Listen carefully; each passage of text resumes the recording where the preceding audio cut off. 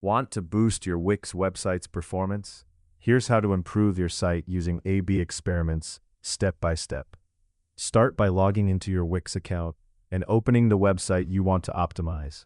Navigate to Marketing and SEO, A/B experiments, and click Create Experiment. Choose the page or specific element you want to test, such as a headline, button, or image. Next, create one or more variants to compare against the original version. For example, you can test two different call to action buttons to see which converts better. Once your variants are ready, click Start Experiment. Wix will split traffic between the original and variant versions and collect performance data automatically. Monitor your results in the Experiment Analytics section. Once you identify the winning variant, implement it to improve your site's engagement, conversions, or other key metrics. Repeat this process regularly to continuously optimize your site.